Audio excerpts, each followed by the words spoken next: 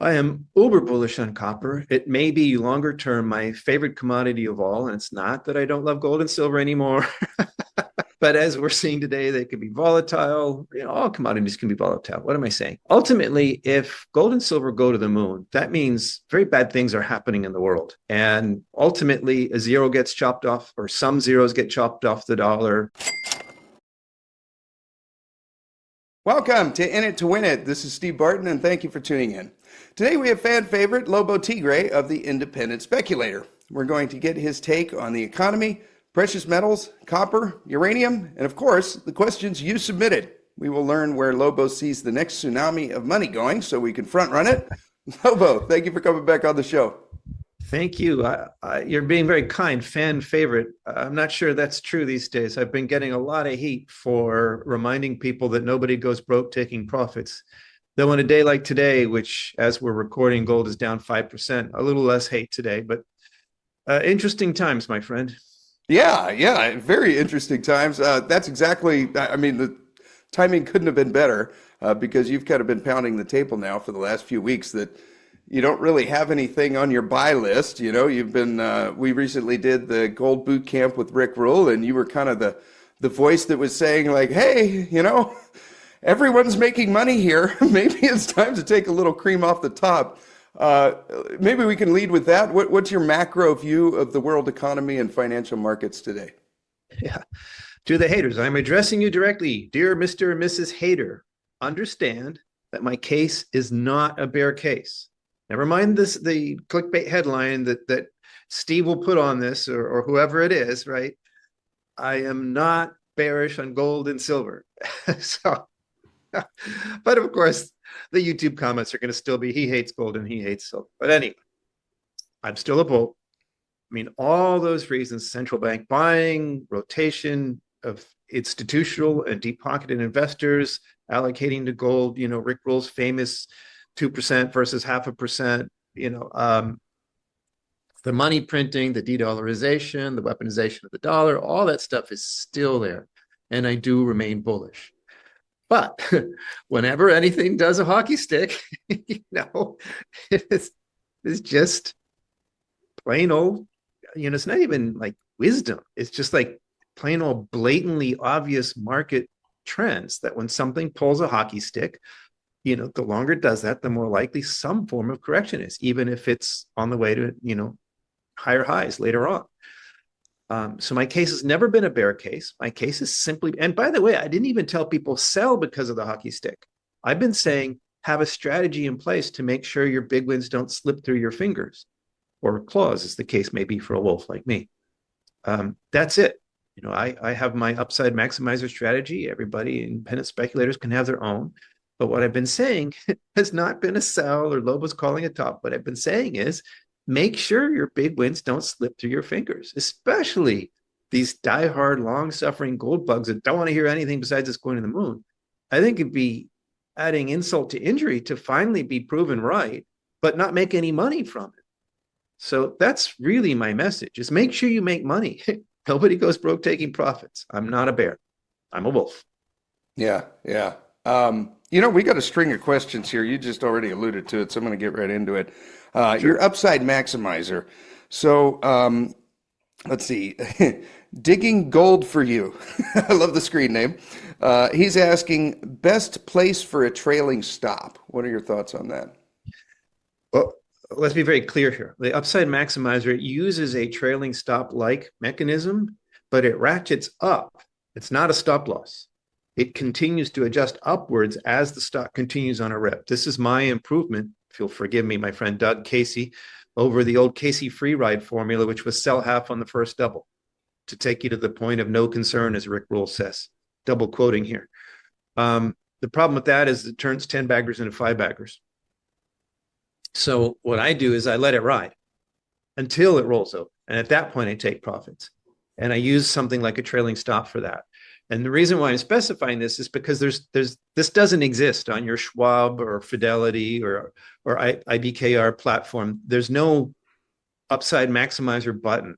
There are stop losses, but they will sell for you if they get triggered intraday. And that can be a problem. That's not what I'm trying to do. I'm trying to, get out if it rolls over to lock in my big wins. And if you use this, I don't use stop losses at all. And it's not that I, can't take a loss or I won't recognize a loss. It's that the very moment a stock drops 35% for no reason, in our juniors, that can happen just because a broker has a bad day or a migraine or something. So, those can be fantastic buying opportunities. So I don't want a machine making that decision for me. At most, I would want it to alert me, and then I would make my own human decision. Why is the stock down? Oh, the mine just got nationalized. Well, I'm out, right? Or there's no reason for this, right? Or it's the wrong reason, like when that DeepSeek scare put all the uranium stocks on sale a couple months ago. That was a fantastic buying opportunity. Whereas if you had a machine making the decision for you, it would have stopped you out at what would have been either the best time to buy or average down. So there is no one best place to this. It's a moving target that continues to go up as the stock continues to ride. For more details, I would encourage anybody to read. It's a free report on the website. You do have to register with the website and then go to the free report section. But the idea is that you look at the characteristic volatility of that particular equity. There's one size doesn't fit all. There's some tiny little juniors that they'll fluctuate 20% a day, every day of the week. So you wouldn't want a 15% trailing loss on that, right? Stop on that. There's others, some of the bigger majors that they're much more stable at, 20% move in a day. That would mean something happened, right? So one size doesn't fit all. Please read the report. And it can be complicated. You can make this as fancy as you want, but really the only way to do this wrong, in my view, is to not do it at all. Like if you have no strategy for locking in your wins, particularly on days like today, you're going to feel it. Yeah, we'll put a link down below for anyone that wants to access it. You basically just put in your email, and then you can access the Upside Maximizer. KK is asking, what's the best or general rule of thumb to taking profits on the miners for an average investor? Says example Agraria, is it okay to take a 10% profit at every 100% gain? No. These things are so volatile. A 10% profit is not enough. There is no one size fit all. And it depends. And I just described how, depending on the typical volatility company where you'll set your trailing stops. But as far as how much profit to take, like if I got lucky on some, tin play or titanium play or unobtainium play, whatever, right? And I had a big win, and I just bought it because some guy like Lobo said so, or I didn't have my own conviction on the trade, and I got a big win. I might not even just take profits. I might book the win, like sell everything and move on, because I have no real reason to be there, and I got lucky, right? I wasn't right on method. I just got lucky, and who knows when that goes into reverse. Whereas if it's, let's say, a major and I'm remain very bullish on the metal, right, and it happens to correct a lot, and I've got a big win. I don't want it to slip through my fingers, but I'm not really worried about this stock or the commodity. I might actually just like recover my initial investment, not 10%, 20%, but get my initial investment back off the table. That way, a la Rick Rule, I'm in the point, beyond the point of no concern. Like I literally cannot lose money at that point. And if the stock is way up, I actually still have more money on the table than I started with. But I can't lose, which as a speculator, not being able to lose is a fantastic thing. You sleep well at night.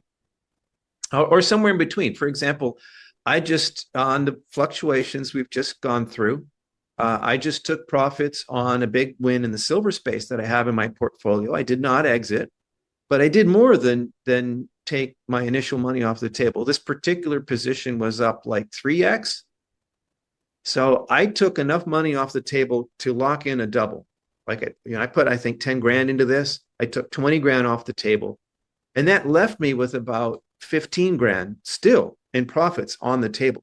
So think about that. I've got 150% of the money I put in the first place still at play. But even if every penny of that was gone, went to zero, right, I would still have a double no matter what. Like not only can I not lose, I cannot get less than a double on this. And if gold and silver, wake up tomorrow, throttle Mr. Slammy and go to the moon, right? I still have 150% of the money I started with riding the upside of this absolutely free of risk. So I love that. I love being able to do that. Obviously, much more happy for me than taking, selling half on the first double. But it depends. I'm bullish on silver. If it was something else, I might have sold everything, right? So look at the company, look at the commodity, look at what the market's telling you, and adjust accordingly. Okay, that's what we call a first world problem, Lobo. When it goes up by that much, this is what the upside maximizer looks like. Again, we'll put a link down below, and you guys can access it and read it through at your leisure. Okay, one other question here that from Mishu. She's asking, Lobo, with quality junior miners trading at multi-year lows despite strong fundamentals, what signals or catalysts would push you from selective accumulation to aggressive buying? The answer to the question is it's always a value proposition to me. If something is trading, even despite all-time highs or multi-year highs in the commodities in question, if something is trading at a discount to NPV, a reasonable NPV, right? That's of interest to me. Or book nav, wherever. If it's a producer, the metrics change. I want a discount. I'm just, even if I'm a bull, maybe I'm just allergic to it or just obnoxiously contrarian. I don't know, but I can't pay full price for anything. The whole the whole idea of speculation is buy low, sell high, right? So I want to be able to buy low. If it's fully valued, that's not low. Like even if I think gold's going higher or copper or whatever it is, uranium, buying at full value is not buying low. That's buying high and hoping to sell higher, right? The greater fool theory. And that's works in a bull market. A lot of people have made a lot of money selling to greater fools. But in my experience, the way to make money consistently over time, as opposed to just getting lucky on a rally, is to buy low. And it's famous saying it's easier said than done, and it takes discipline. So I'm looking for a discount to whatever the valuation is. But one more thing about this question, there really aren't that many companies that are still trading at all-time lows or multi-year lows in this market. I mean, maybe today is different, but in general, this year has been very good to any company that has a project of genuine merit. It is extremely unlikely that this late, $4,000 gold, right? $54 silver. It is extremely unlikely that you've discovered some undiscovered gem that the entire market just somehow overlooked, except for you. If a stock is doing the I'm falling and I can't get up thing, this deep into this cycle, there's something wrong with that company. Almost guaranteed there is something wrong with the company. There is a reason why that stock is still on sale. And if you don't know what that reason is, don't buy it. If you do know what the reason is and it's serious, don't buy it.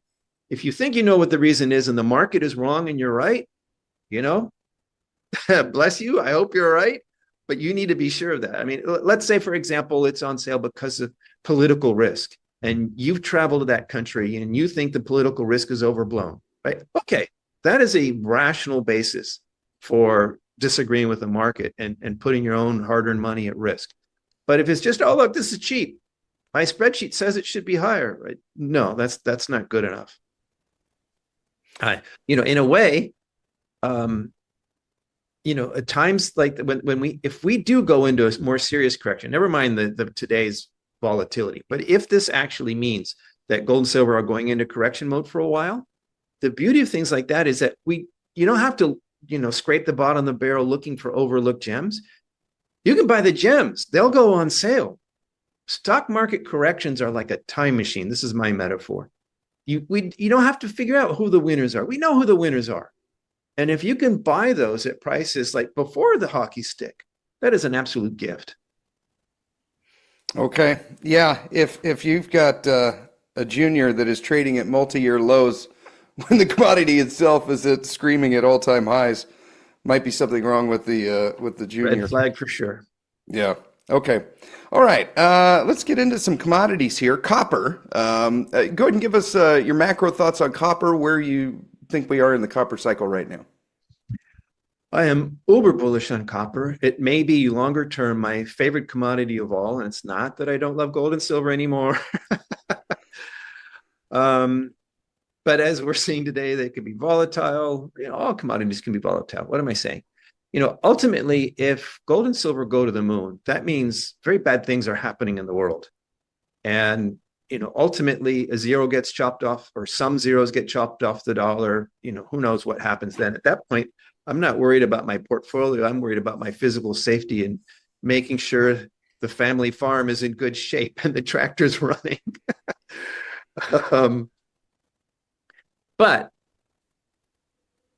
the structural supply constraints in copper are just, this isn't tinfoil hat global. It's like every reputable engineering firm in the world, all, Wood Mackenzie, all these types, everybody is forecasting and documenting the shortage. And if you think about it, these world-class copper discoveries, these huge copper finds, they're few and far between.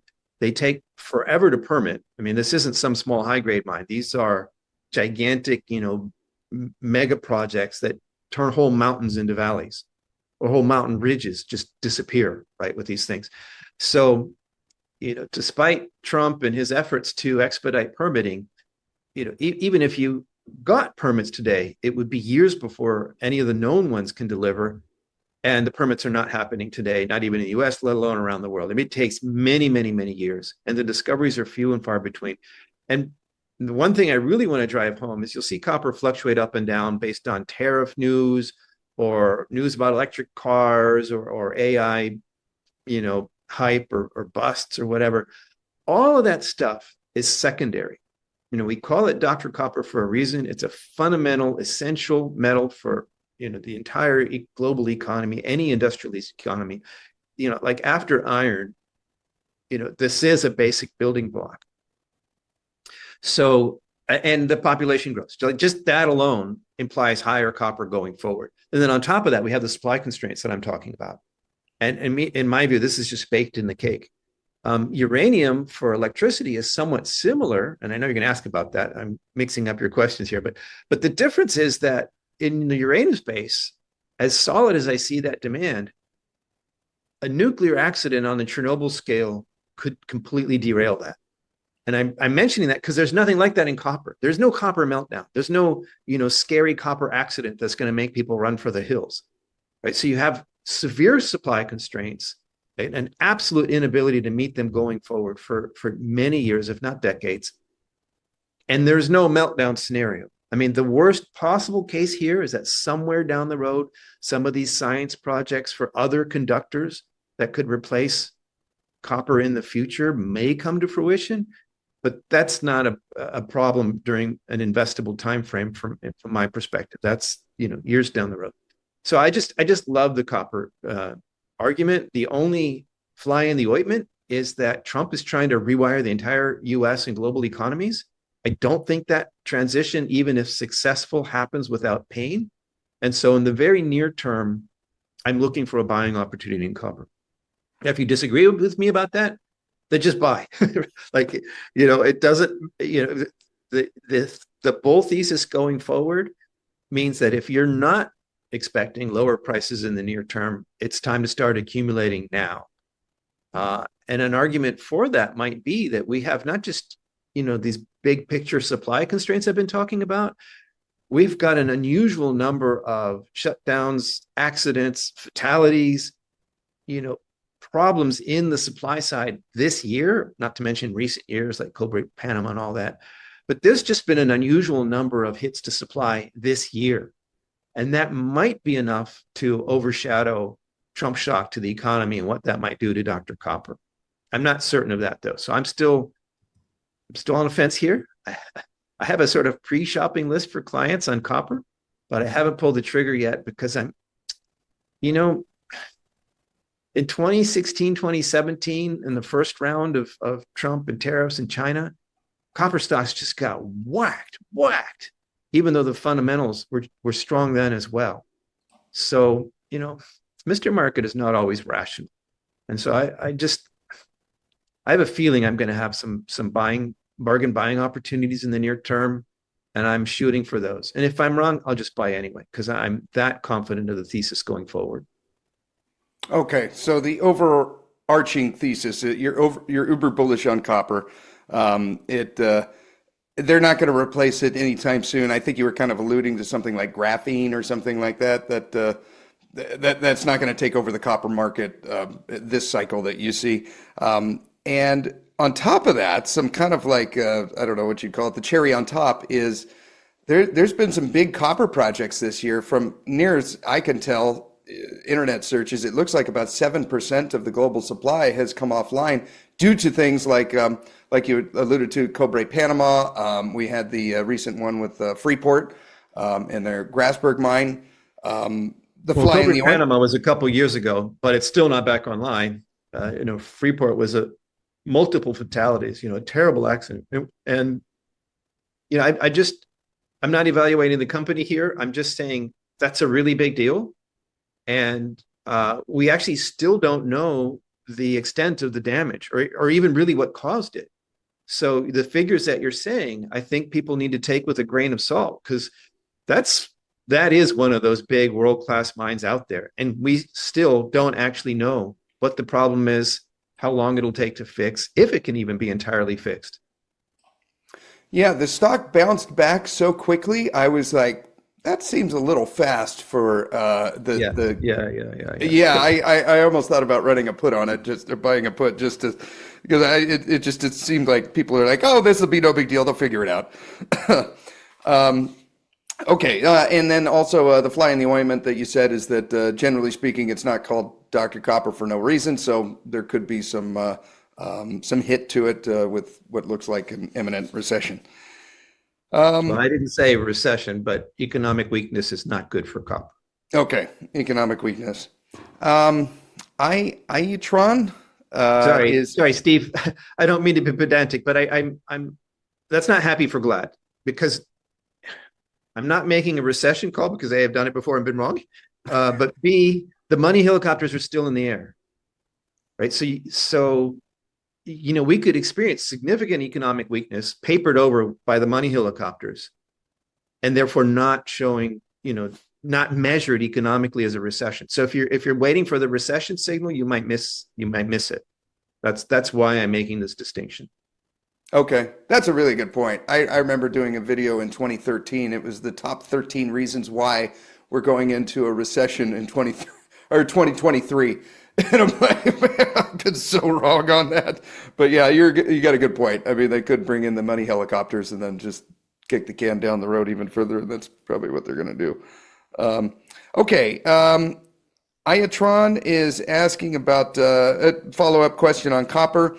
He's basically asking, you kind of alluded to it with gold in that you've been taking some profits from juniors and the play might be in some of the big majors. Like maybe that's where the next wave is when the masses kind of realize about gold. The first thing they're going to do is Google and see Barrick and Newmont and Agnico Eagle and just pile into that. They're not going to be coming up with these little junior companies that we see at the conferences, right?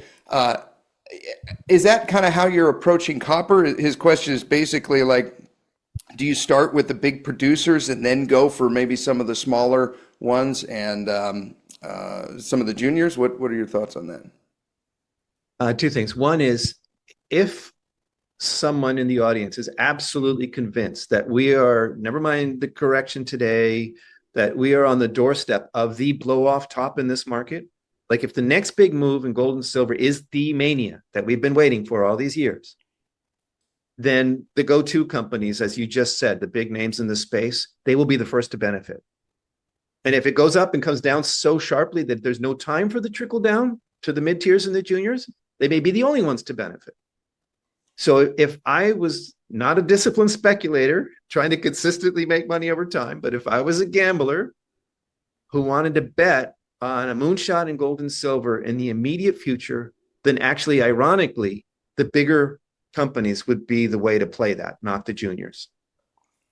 On the copper space, it's pretty different because there are no mid tiers. There's not much trickle down. You I won't say no mid tiers, but it's just not like the gold space because to have a copper project big enough to matter, it almost by definition is never built by a junior. There are some smaller, higher grade things that can get a smaller company going, but they're few and far between, and they don't really matter that much to the market. These big world-class megaton projects that I'm talking about that are what's needed to even begin to bring the copper market back into balance, that's beyond the capacity of almost any junior, unless they have Friedland on board, to bring forward. So you get like either the junior is nothing and will remain nothing forever, or they make a world-class discovery and they get taken over. So there's not a lot in between there. If you think that your junior has the makings of a world-class discovery, then that can be spectacular. Look at Philo recently. But remember, the Lundins had Philo, and the company's taken over, so I'm not making a recommendation about an existing company here. But look at that story. The Lundins had Philo for decades. It was part of No Guts, No Glory before, and then they spun out Jose Maria and Philo and all these things, and now they get reconsolidated. They've been poking at that thing for decades before they found this big, deep, truly world-class resource, and traced it back up closer to surface again too. So it could take a lot of patience, and who knew? Like if you bought the predecessor of Philo 20 years ago, what are the odds that you would have held it until a couple years ago when the big discovery started being drilled off? Almost nobody besides a Rick Rule or a Doug Casey maybe has the patience to do that. I wouldn't have stayed in something 20 years. And I'm a pretty patient wolf, but I wouldn't have stayed 20 years. That's a long time to ask for patience. So I'm not trying to say that all copper juniors are crap, quite. I'm just saying that, you're really looking for a needle in a haystack here. And, I think the best bet is probably for the patient people, prospect generators that have, other people's money paying for this, very high risk, expensive exploration work to look for a target big enough to make for a takeover. If not that, then I would look at, the bigger plays in the space. Maybe if there is something like a mid-tier or an emerging producer that's making lots of money and therefore has the free cash flow to expand, maybe buy one of these other juniors that has something interesting. We'll see. But yeah, I guess without wanting to give away what clients pay me for, I would start with world class and cash flow. Okay. All right. Start with the big ones, and then maybe as you work your way down, you could get it. There are a few prospect generators that focus generally, like almost exclusively on copper, so that could give you, because a lot of these, I'm thinking like BHP or something. They have so many different commodities that they're in. It's not really like a pure copper bet, and it, it kind of reminds me among of the silver. majors, the new Anglo Tech is going to be 70% copper, Oh, but that's so big. That's not a typical bet for me anyway. But I mean, there are options out there. The problem with companies that big, it's not that they won't. If I'm right about copper, a company like that, any of these big ones, they should do well over the years to come. But I'm not in the wealth preservation phase of my life. I'm still in the wealth generation phase of my life. So I'm looking for hockey sticks, and companies that big. It's difficult to get a hockey stick on it. And like I just actually said about gold that the majors would be the ones with the near-term hockey stick potential if there's a mania. But even the biggest gold miners are, they're ants compared to the big, diversified, the largest miners in the world are much, much bigger than even the biggest gold miners in the world. okay. Okay. Let's get in a uranium question here via Twitter from Rib. He's asking, will uranium be added to the critical minerals list in the U.S.? Well, people want to fight about that. I think it de facto is. Like, who cares what the USGS definition is? Trump says it is. He put it in an executive order. And by the way, silver and gold as well. And so the government's going to act that way now. So at least in the US, I think the answer is yes. And I think in other parts of the world, who cares whether it's on the list or not? There's no substitute. I mean, maybe thorium someday, but this isn't like the Back to the Future movies where you can pour a beer and a banana peel into the Mr. Fusion and get all the energy you want. It's uranium or the highway. And everybody knows that. So the nomenclature doesn't matter on that front. Everybody knows you got to secure your uranium, and there's no substitute. The only wording issue that has made a difference is Europe including nuclear in their green taxonomy. And the reason why that matters is not the words so much, but because it unlocks capital. Like there are rules for how you can allocate capital and how the governments in Europe can allocate resources based on that taxonomy. So in that case, maybe it's a bureaucratic distinction that is no real distinction, but for the bureaucrats and for the money that's unlocked by the bureaucrats, it did make a difference. Visibly that has made a difference in Europe already. Okay. Okay. All right. Whether they put it on some list or not, it's there. We've got, I think, 93 nuclear reactors as it stands now. It's a critical mineral. DV Ops wants to know, are we looking at a global abandonment of the climate investment plan? And how will that affect our domestic energy sector in North America, specifically the Canadian energy sector, if you could work that in? I think the answer is no. In Europe, there is a reality check, things like the war, they kind of a bit of a wake up call there. People understand you got to have the energy. But, after the GFC in 2008, Europe doubled down on the green agenda. After Russia's second invasion of Ukraine, Europe doubled down on the green agenda. After COVID, before the war, but, I'm just listing things that you would think would make people take a step back and say, wow, maybe we should reconsider. If you're a politician and you feel that the voters want you to do green stuff, and so you have to do what they want, what a great excuse like a war or COVID to say, look, it's not my fault. I'm just as green as you are, but we have to have this energy and this is an emergency.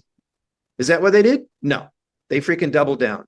COVID was a reason to invest even more in windmills, right? So no, I don't think that's happening. I think the US is an outlier.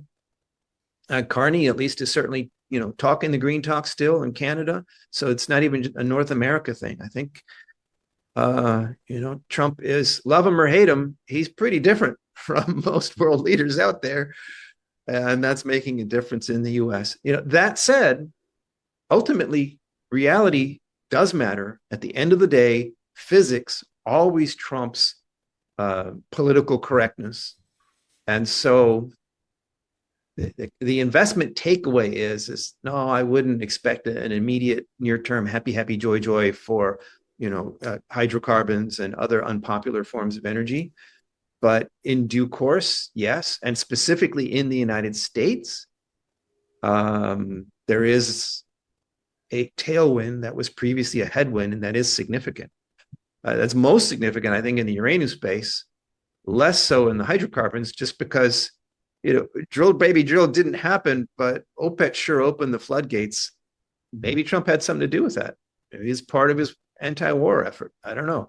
But there sure is a lot of oil sloshing around, and sub $60 in the US and North America, there is very little incentive to drill baby drill. And the projections for next year are increased glut. We may see $40 oil soon. Generally, just real quick on the oil patch, I've been very skeptical. I've been almost completely out of the oil patch for some time now. For this reason, this has been going on for some time, even before Trump. And Rick Rule is talking about how he likes the oil patch now because he loves buying what everybody else hates. I get rich on hate. That's a Rick Ruleism. I get it. But, I don't want to catch a falling knife. Yep. So, I'm not seeing that trend turning, and I would like to at least feel like it's turning, or it's maybe the bottom is behind me instead of in front of me, and I'm just not there yet. But we start getting down into the $40 zone, and at that point, I don't know where the trend turns, but it's starting to get stupid cheap. At some point, the price is low enough that it really does affect production. And normally, my answer to questions like this is I want to see that the market has carved out a bottom before I start buying. I don't try to time it. I don't pretend to know where bottoms are, But if I'm pretty confident it's behind me, then I'm willing to buy. That's as close as I get. But the alternative to that is if something gets stupid cheap, like in 2020 when oil went negative for a day. Oh yeah. Like if you had the opportunity to buy then that was a no-brainer. Obviously, oil couldn't stay negative. So I don't think that's going to happen. I'm not waiting for negative oil prices. That's not what I'm saying, Steve. I'm saying, at some point it gets so stupid cheap that a rebound is the most likely event wherever the bottom is. Yeah. And that becomes investable in my view. Okay. Okay. We're going to get more into oil here. We're going to do a second video for premium Substack subscribers, so stay tuned for that. The oil price is definitely dropping. I had that white line drawn at $55, but as a technician, it doesn't look to me like that's going to hold. It looks to me like it's going to get cheaper, which is making me really excited. Okay, wrapping up here, Big Mike wants to know your opinion on Bolivia after the recent elections. Well, bear in mind that somebody that's seen as a conservative or even a right-wing person in Latin America is more like what we would think of as a centrist in North America in most cases. I mean, the Malays are few and far between. In fact, there's only one. So, I mean, it's a good thing. I think, a hardcore socialist would have been worse. But let's see what happens. Let's see if he's able to actually bring policy around. There's a lot going on in Colombia. And even if you actually have a sincere, solidly pro-business president, Latin American presidents, executives, they have a lot of power, but it's not unlimited. And if the entire bureaucracy in the Congress opposes them, it can really slow things down. And in the case of Colombia, on numerous trips there, Colombian friends told me that one of the problems they have is that the El Chapo types that what's the name of the guy with hippopotamuses? I'm blanking on the Colombian drug lord's name. He's passed, right? Escobar, is that what you're talking about? Yeah, Escobar, right. Okay. Right. So like that generation of narcos was one thing. Their children who grew up billionaires they all drank the green Kool-Aid. So there is a lot of money in Colombia behind the green agenda and protecting the environment and so on. So, and it's not that I don't care about the environment. That's not what I'm saying. I'm saying that opposition to mining has some pretty deep pockets behind it there. So even if you have a pro-mining president, if there are deep pockets running, protests and funding them, that can be a serious problem. I mean, just look at what happened in Ecuador recently, where you had a pro-business president and the mining projects got protested anyways, and the courts dragged their feet, right? Just the president alone wasn't enough to make everything, hunky-dory there. It's still very, very difficult jurisdiction. So I think, don't get me wrong, I think this is great news. Colombia has fantastic natural resources. I'd love to see them, tap to help the people of Colombia, and maybe this president will push things in that direction. But it's absolutely a show me, don't tell me kind of situation. Okay. How do you feel about Bolivia with Paz winning? Similar. I mean, Bolivia has just been such a difficult jurisdiction, and it is one that has nationalized repeatedly over the years.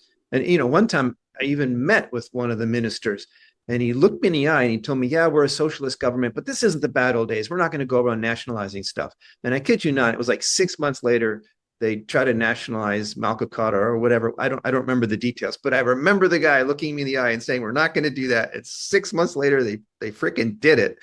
So old scars are, frequently hard to forget. Okay. I remember my dad telling me as a kid that politicians are liars and crooks, and I can't get that phrase out of my head. It's the saying. How do you know a politician's lying? His lips are moving. His lips are moving. Yes. Awesome. Okay. If viewers want to get a hold of you and follow your work, Lobo, how can they do so?